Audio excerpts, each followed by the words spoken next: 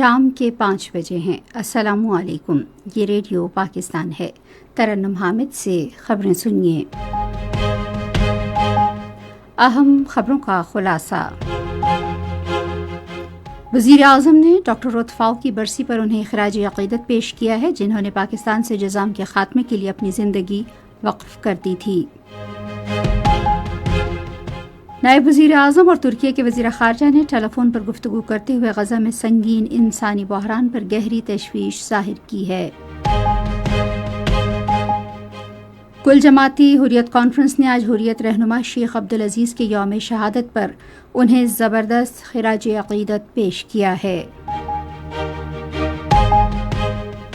اور پاکستان اور West Indies کے درمیان 3 میچوں کی سیریز کا دوسرا ایک روزہ کرکٹ میچ آج تروبہ میں کھیلا جائے گا۔ اور اب خبریں تفصیل کے ساتھ۔ وزیر اعظم محمد شہباز شریف نے جرمن ڈاکٹر رتفاؤ کو ان کی برسی پر زبردست خراج عقیدت پیش کیا ہے، جنہوں نے پاکستان سے جذام کے خاتمے کے لیے اپنی زندگی وقف کر دی تھی۔ وزیر اعظم نے ایک پیغام میں کہا کہ ڈاکٹر رتفاؤ نے اپنی زندگی پاکستان میں معاشرے کے نادار اور محروم طبقات کی خدمت میں گزاری۔ شہباز شریف نے کہا کہ جذام کے مریضوں کے علاج اور انہیں معاشرے میں باعزت مقام دلانے کے لیے ڈاکٹر رتفاؤ کی انتھک کوششیں ہماری قومی تاریخ کا روشن باب ہیں۔ انہوں نے کہا کہ قوم ان کی خدمات کو ہمیشہ فخر کے ساتھ یاد رکھے گی۔ شہباز شریف نے کہا کہ ڈاکٹر رتفاؤ کا مشن سب کے لیے خدمت، ہمدردی اور انسانیت کے طاقتور پیغام کے طور پر کام کر رہا ہے۔ ڈاکٹر رتفاؤ 9 ستمبر 1929 کو جرمنی کے شہر لائپزگ میں پیدا ہوئیں۔ جرمن کیتھولک نن رتفاؤ پیشے کے اعتبار سے ایک ڈاکٹر تھیں جو 1961 میں پاکستان منتقل ہو گئیں۔ ان کی خدمات کے اعتراف میں انہیں ہلال پاکستان، ہلال امتیاز، نشان قائد اعظم اور ستارہ قائد اعظم کے اعزازات دیے گئے۔ پاکستان کی مدر ٹریسا کے نام سے مشہور ڈاکٹر رتفاؤ 2017 میں آج کے روز کراچی میں انتقال کر گئیں۔ نائب وزیر اعظم محمد اسحاق ڈار نے ترکی کے وزیر خارجہ حاقان فیدان سے ٹیلی فون پر گفتگو کی۔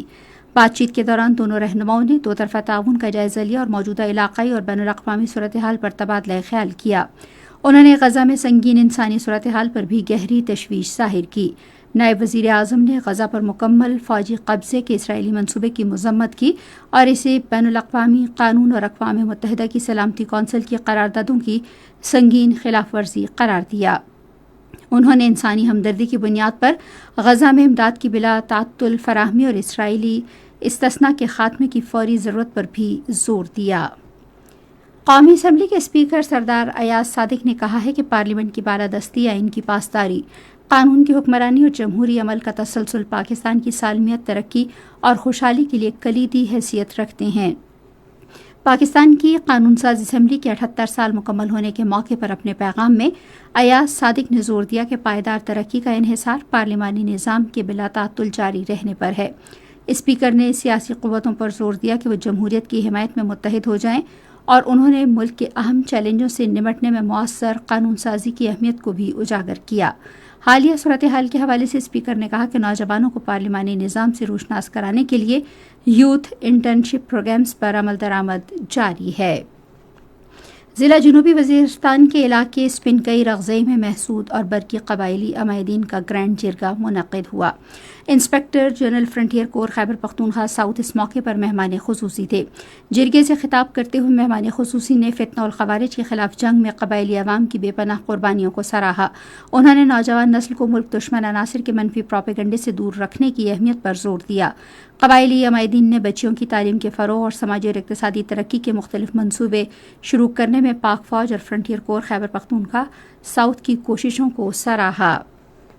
کل جماعتی حریت کانفرنس نے حریت رہنما شیخ عبدالعزیز کو آج ان کے یوم شہادت پر شاندار خراج عقیدت پیش کیا ہے۔ کل جماعتی حریت کانفرنس کے نائب چیئرمین غلام احمد گلزار نے آج ایک بیان میں کہا کہ شیخ عبدالعزیز کشمیری عوام کے عظیم ہیرو تھے، جنہوں نے آزادی کے مقدس مقصد کے لیے اپنی جان قربان کی۔ انہوں نے کہا کہ شہید رہنما نے اپنی پوری زندگی کشمیر کے نصب العین کے لیے وقف کر دی تھی۔ انہوں نے ہر سطح پر مظلوم کشمیریوں کے لیے آواز اٹھائی اور بھارتی غلامی کے سامنے جھکے بغیر کئی سال بھارتی جیلوں میں گزارے۔ محصور غزہ پر اسرائیلی فوج کے مسلسل حملوں میں مزید 39 فلسطینی شہید ہو گئے ہیں۔ ادھر اسرائیل کی جبری غذائی قلت سے جاں بحق ہونے والوں کی تعداد 217 ہو گئی ہے، جس میں 100 بچے شامل ہیں۔ پاکستان اور ویسٹ انڈیز کے درمیان 3 ایک روزہ بین الاقوامی کرکٹ میچوں کی سیریز کا دوسرا میچ آج تروبہ میں کھیلا جائے گا۔ میچ شام 6:30 بجے شروع ہوگا۔ پاکستان کو سیریز میں 1-0 کی برتری حاصل ہے۔ اسی کے ساتھ خبریں ختم ہوئی۔ مزید خبروں اور تجزیوں کے لیے آئیے ہماری ویب سائٹ پر radio.gov.pk اور فیس بک کے link radio Pakistan news official پر براہ راست ویڈیو سٹریمنگ بھی ملاحظہ کیجیے۔